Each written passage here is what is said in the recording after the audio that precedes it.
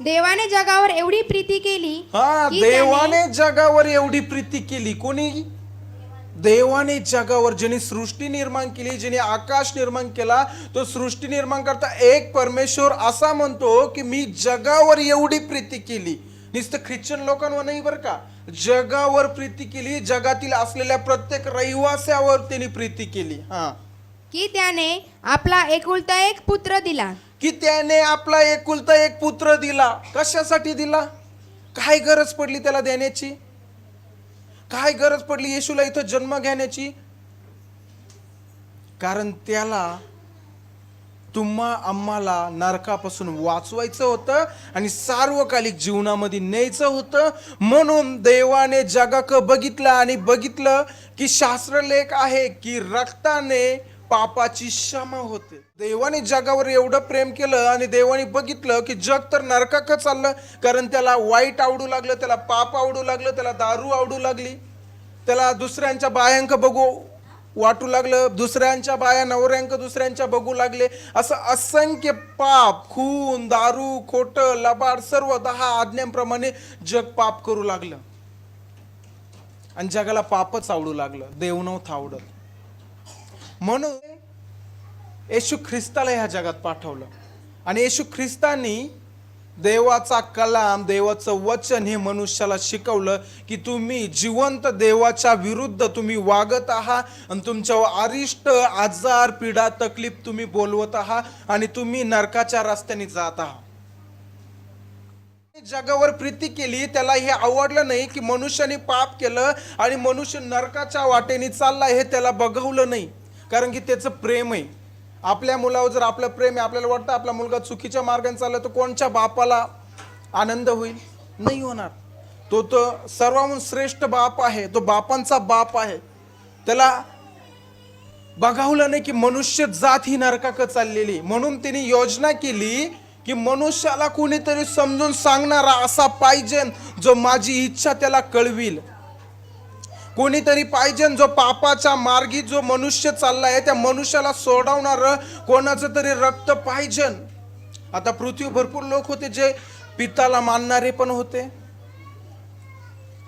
परमेश्वराने पृथ्वी को बघितलं पण त्याला अवघ्या पृथ्वीमध्ये एकही मनुष्य असा सापडला नाही की तो त्यांनी पाप केलेलं नाही. आदाम हवेपासूनच रक्तातच पाप आलं. जनरेशन टू जनरेशन, पाप टू पाप. लहान मुलांमध्ये सुद्धा त्याला पाप आढळलं. कारण की माझ्यापासून जसा जॉय पासून असं तर रक्तातून रक्त ट्रान्सफर झालं. ह्याच रक्तात जर पाप असेल तर प्रत्येक रक्तात पाप देवाला सापडलं. म्हणून देवाला अशा निष्पाप रक्ताची गरज होती, पण असा कोणी नाही भेटला. म्हणून देवाने एक योजना केली की देवाने जगावर एवढी प्रीती केली, त्या प्रीती खातीर त्यांनी त्याचा एकुलता एक पुत्र येशू ख्रिस्त ह्या जगात आजच्या दिवशी जन्माला आणला मोठ्या योजनेने.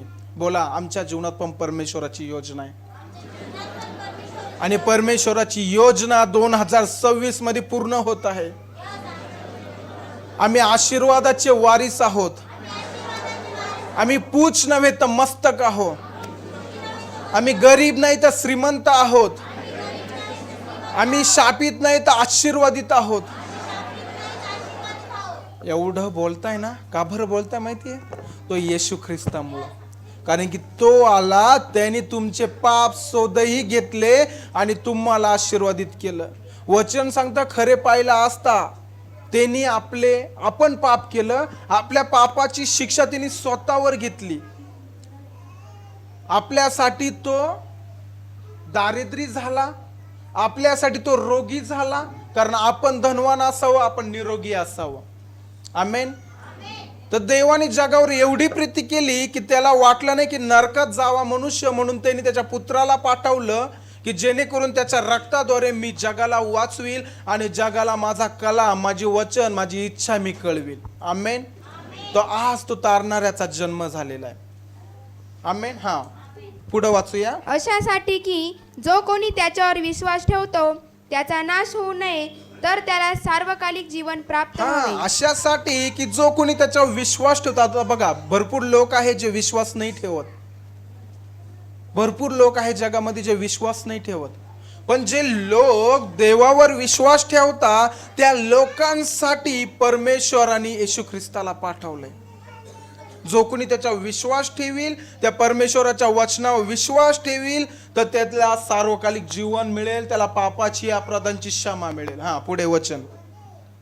देवाने आपल्या पुत्राला जगाचा न्याय निवाडा करण्यासाठी नव्हे तर त्याच्याद्वारे जगाचे तारण व्हावे म्हणून पाठविले. लक्षात ठेवा, जगाने पाप केलं म्हणून देवाने शिक्षा करण्यासाठी येशूला नाही पाठवलं. येशू ख्रिस्त हा तुमचा न्याय निवाडा करण्यासाठी नाही आला, तर तुम्हाला वाचवण्यासाठी आलेला आहे. पुढे. जो त्याच्यावर विश्वास ठेवतो त्याच्यावर न्याय निवाड्याचा प्रसंग येत नाही. जो कोणी त्याच्यावर विश्वास ठेवतो, त्याच्याकडे प्रार्थना करतो, त्याच्यावर न्याय निवाडा येणार नाही. कारण की जो कोणी विश्वास ठेवतो येशूच्या ठाई त्याच्या अपराधांची पापांची त्याला क्षमा मिळालेली. त्यांनी जर काही पण जीवनभरात पाप केलं असेल, जर येशू को त्यांनी कबूल केलं का, प्रभू येशू आम्ही तुझ्यावर विश्वास ठेवतो, आमच्या अपराधांची पापांची आम्हाला क्षमा कर, आमच्यापासून रोगराई दूर कर, आमच्यापासून नरक दूर कर, आमच्यापासून सर्व वाईट ते दूर कर, तर 100% येशूच्या रक्ताद्वारे तुम्ही मुक्त व्हाल. कारण तुम्ही विश्वास करता आणि विश्वासाने मागता आणि विश्वासाने प्रार्थना करता आणि विश्वासाने कबुली देता, म्हणून त्या ख्रिस्ता ठाई व त्या विश्वासा ठाई तुम्हाला सार्वकालिक जीवन मिळालेलं आहे. आमेन.